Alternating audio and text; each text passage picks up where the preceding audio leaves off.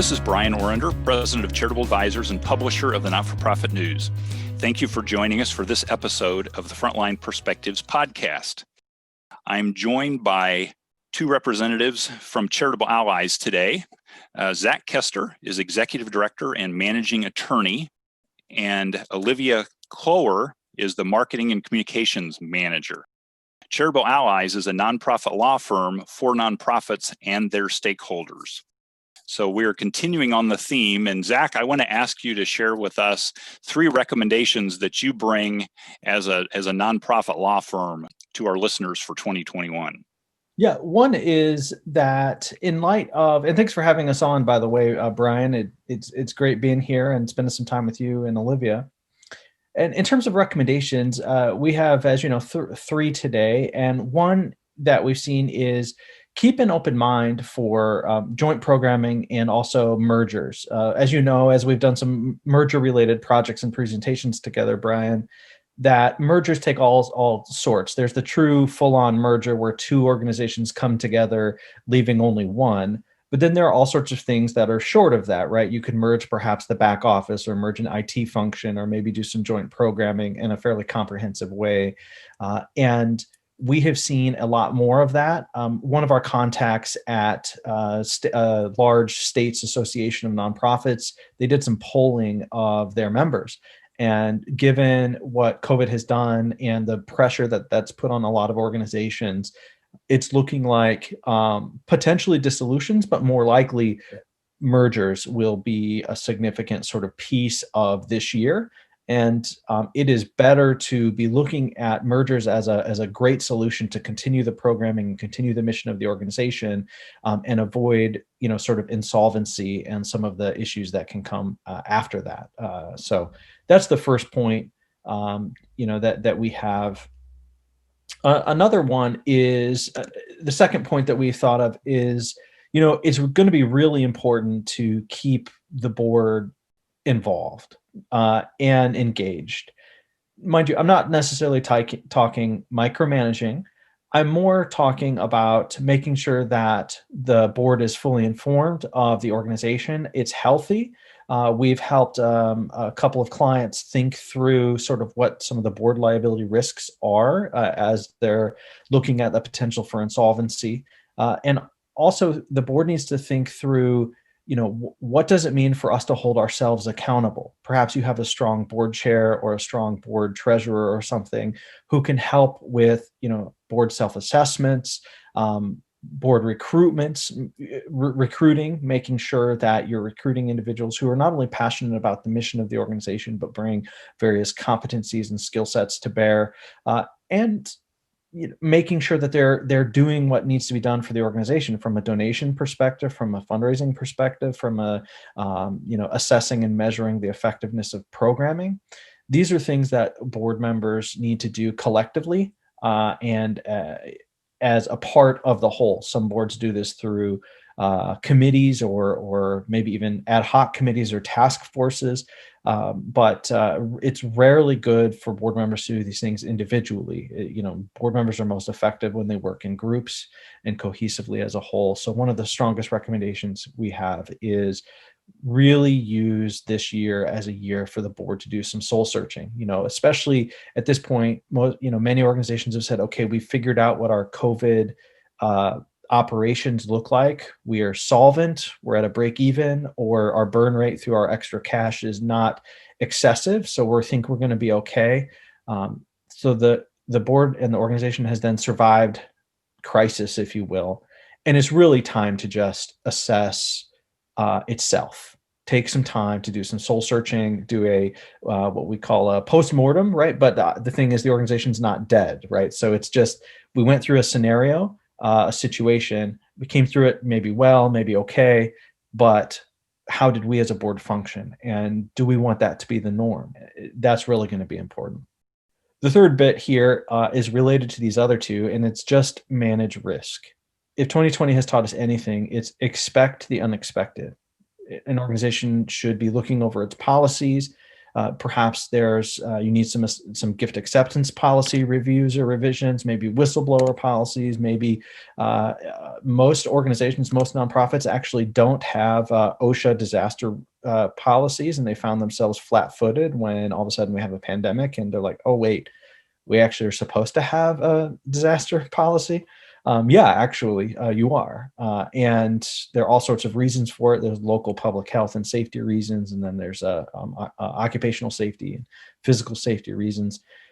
So what we encourage organizations to do is put their documents, their corporate documents, their policy documents on a review sort of cadence or calendar. Commonly a board committee, maybe it's a governance committee, or maybe it's an executive committee, but one of the committees will perhaps once a quarter or twice a year review a series of documents, and many of them are evergreen. So they're good documents. They don't necessarily need to be updated, but hey, it's a matter of we reviewed it, we've looked through it, we think this still meets our needs, and we're satisfied with it, and then you sort of march on into the next cycle, right? And that's been approved to the board, and the board ratifies that decision. So this is a fairly ordinary cadence. It's also specifically a way to get board members involved with the life of the organization. So that's the other bit. The third piece that we're thinking of is just manage risk of the organization, and this is a good way to do it. Okay, terrific. Thank you, Zac. So kind of looking at my notes. So your first recommendation is to keep an open mind about joint projects and working with other organizations. And if you're in a situation where your sustainability is in question, you need to start those conversations sooner than later, because it takes a while to work through those conversations, whether it's a collaboration or a merger or something in between. So your second was keep the board engaged as a group, not micromanaging, but that they know what's going on, especially if there are issues with the organization, that they're in those conversations and they're looking at organizational effectiveness, holding each other and the organization accountable. This could be a good time for new board member recruiting, review of the skills and the people you have on the board self-assessment. And then your third was managing risk. And you talked about specifically getting into a rotation of kind of regular policy, review. And I imagine there are a lot of organizations that either created new policies this year or at least realized they needed policies in areas that they didn't have them. So this would be a time for them to fill in those gaps and then get them into a rotation. I know that can feel overwhelming, but I love your idea of having a calendar. So, if you have 15 policies to review, you don't have to review them all at the same time. You just kind of spread them out over a period of time. Very good. Okay. Well, we also ask you to bring kind of a success story to us, and I think Olivia is going to get us started on that, and look forward to hearing about it. Yeah, absolutely. So when we talk about things like managing risk, there are so many ways to do that. So one of the stories that kind of stuck out to me was the villages came to us and were kind of looking to manage some of their risk. So what they were looking for was somebody who understood their mission and understood that, they want to be able to, help all of these children and families, but that their work inherently is full of risk. And so they needed to be able to figure out how to manage it and figure out how to put their executive team all on the same page. And I sat down with Sharon Pierce, the CEO there, to kind of talk about what that looked like. And one of the things that she said that struck me was that, this risk is inherent in our work, but we were looking for somebody who really understood that that's just a part of what we do and that we need to be able to manage it somehow.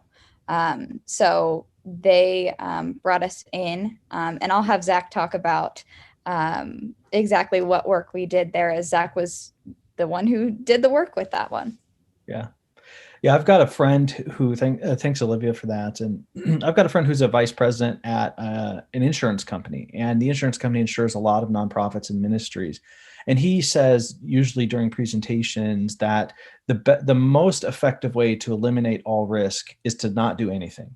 Don't do any ministry and don't help any people, and don't get your hands dirty and don't do anything. And then your risk is, greatly mitigated. Of course, you're not helping anyone and you're not doing anything. So the best way then to mitigate risk is to choose strategies that work in an organization's context.